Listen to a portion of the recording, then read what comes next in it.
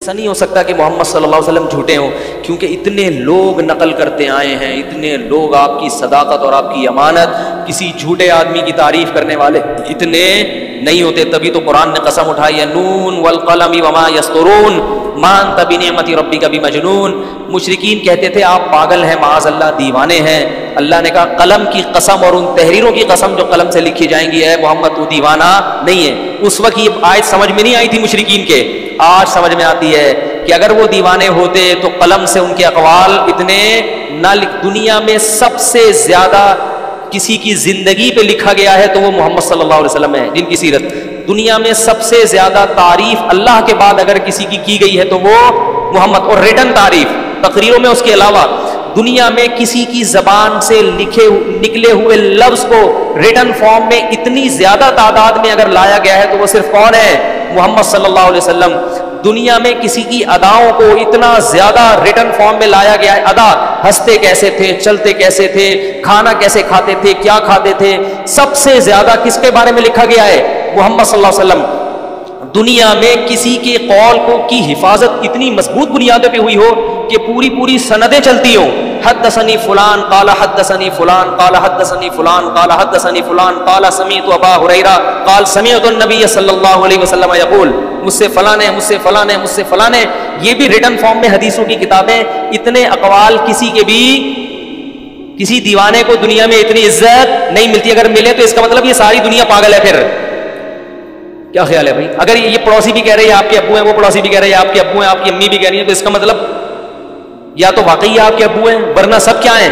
پاگل ہیں. اور سب پاگل نہیں ہو سکتے بھائی، کیونکہ سب پاگل کا مطلب آپ خود پاگل ہو بھائی. پھر اتنے لوگوں کو پاگل کہنے سے بہتر ہے کہ اس کو پاگل خانے میں، ورنہ پوری دنیا پاگل خانے میں ہوگی، آپ اکیلے گھوم رہے ہوگے کہ میں دنیا میں کیا ہوں. تو بہتر نہیں ہے کہ اس کو اندر کر دو، باقیوں کو کیا کر دو؟ باہر نکال. کیا خیال ہے بھائی؟ پھر محمد صلی اللہ علیہ وسلم کی جو تحریریں محفوظ ہوئی ہیں، جن لوگوں نے نبی کی حدیث کو نقل کیا، ان لوگوں کے حالات زندگی بھی ریٹن فارم میں، بولو بھائی، محفوظ. قلم سے ان کی بھی سوانح لکھی گئی ہیں. تو اللہ نے فرمایا قلم گواہی دے گا اور اس کی تحریریں گواہی دیں گی کہ یہ مجنون نہیں ہے. کیا مطلب؟ یہ دلیل نقلی ہے. یہ کتابیں جو صدیوں سے چلی آ رہی ہیں، حدیث کی اور آپ کے اقوال کی اور آپ کی اداؤں کی، سب نقل کرتے چلے آ رہے ہیں. نقل کتاب سے بھی ہوتی ہے، ریٹن میں بھی، زبان سے بھی. یہ بھی اس بات کی علامت ہے کہ اتنے سارے لوگ غلط بات پہ جمع نہیں ہو سکتے، جبکہ ان کا مفاد بھی نہیں ہے. مفاد انکار میں ہے، کیونکہ انکار کرو گے تو شراب حلال ہو جائے گی. کیا خیال ہے؟ انکار کرو گے تو نماز کی چھٹی، رمضان کی چھٹی. محمد صلی اللہ علیہ وسلم کو نبی مانو گے تو 5 لاکھ حج پہ فرض لگانا پڑے گا. کیا 5-6 لاکھ روپے کم سے کم خرچہ ہے. داڑھی رکھنی پڑے گی، نماز پڑھنی پڑے گی، زکوٰۃ دینی پڑے گی. مسلمان صدقات و خیرات جو پورے سال کرتا ہے نا، اس کو ایک طرف رکھو اور پوری دنیا کے غیر مسلموں کی جو فنڈنگ ہے ان کو ایک پلڑے میں رکھو. مسلمانوں کی فنڈنگ 1000 گنا بڑھ جائے گی، کیونکہ وہ جو صدقات و خیرات ہے اس کا حکم کون دے رہا ہے؟ اللہ. صرف ایک بقرعید پہ جو مسلمان گوشت جانور ذبح کر کے گوشت کھلاتا ہے نا، وہ ایک طرف، اور غیر مسلموں کے پورے سال کے خرچے ایک طرف رکھو. تو یہ بقرعید پہ جو مسلمان خرچ کر رہا ہے، یہ خرچ کیا ہو جائے گا؟ بڑھ جائے گا. پھر زکاتیں جو نکلتی ہیں، صدقہ فطر، پھر وہ بچوں کے صدقے ہیں. بھائی اللہ نے مصیبت سے بچا لیا، بھائی غریب کو کھلا دو. پھر چلتے پھرتے ادھر سے دیکھا ہے نا ہم نے، تو بے دینوں کو بھی دیکھا ہے جو مسلمان ہیں، ادھر سے 5 روپے اس کی جیب میں ڈال دیا، اسے 20 روپے اس کی جیب میں ڈال دیا، ادھر سے چپکے سے بھی دے رہے ہیں، علانیتاً بھی دے رہے ہیں. اتنا خرچ کیا جا رہا ہے. تو یہ محمد صلی اللہ علیہ وسلم کو اگر انکار کر دیں تو یہ سارا خرچہ کیا ہو جائے گا؟ بچ جائے گا. پھر بیوی بچوں پہ بھی خرچ کر رہا ہے مسلمان. یہ ٹینشن ہے. بولو نا یار، بولتے ڈرو نہیں.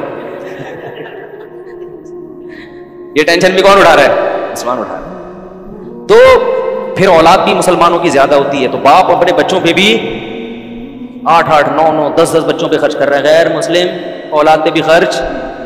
ہاں، ان میں جو بہت ارب پتی ہیں وہ بناتے ہیں ٹرسٹ میں. یہ نہیں کہہ رہا خرچ ایسے کرتے ہی نہیں، وہ ٹرسٹ بھی بناتے ہیں. لیکن میرے بھائی، وہ جو ٹرسٹ بناتے بھی ہیں ان کو پتہ ہے ہمارے مرنے کے بعد کوئی اولاد تو ہے نہیں، کچھ بھی نہیں ہے. تو کیا کرنا ہے؟ ہمارے لیے صدقہ مشکل ہے، کیونکہ ہمیں پتہ ہے پیچھے اولاد بھی ہے، بیوی بھی ہے، بچے بھی ہیں، اور آگے ان کی ذمہ داری بھی ہے. پھر صدقہ کرو تو پتہ چلے گا. وہ جو ہے نا، وہ کون سا سافٹ ویئر کا مالک ہے، بل گیٹ سے پھر پوچھوں گا، وہ رنگی ٹاؤن میں اسپتال بنا کے دکھا بھائی، تیری 4 بیویاں ہوں اور 18 بچے ہوں، پھر بنا کے دکھا. کیا خیال ہے؟ اور تیری آمدن اتنی ہو جتنی مسلمانوں کی ہوتی ہے. میں یہ نہیں کہہ رہا وہ اس نے بنا کے غلط کام کیا ہے, جو اچھا کام جو بھی کرے اس کو اپریشیٹ کرنا چاہیے, لیکن یہی چیز مسلمانوں کے پاس ہوگی تو مسلمان اس سے بھی سخاوت میں آگے ہوگا, حالانکہ اس کے پاس ذرائع اور وسائل کم ہوں گے. تو جب مفاد بھی نہیں ہے پھر بھی نقل کرتے چلے آ رہے ہیں, تو اتنے سارے لوگ جھوٹ پہ جمع نہیں ہو. پھر اس مذہب کی تعلیمات خود ایسی ہیں جو دلیل عقلی ہیں, عقلی دلیلیں.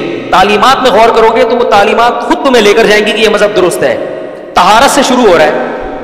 آخری بات بس یہ بیان ختم کرتا ہوں کہ بہت لمبی بات ہو گئی. اسلام شروع کہاں سے ہوتا ہے؟ صفائی سے. تبھی اسلامک لا جو لکھا ہے نا کتابوں میں, چاروں فقہ, حنفی ہوں, مالکی ہوں, شافعی ہوں, حنبلی ہوں, سب کا جو باب شروع ہوتا ہے کتاب الطہارہ سے.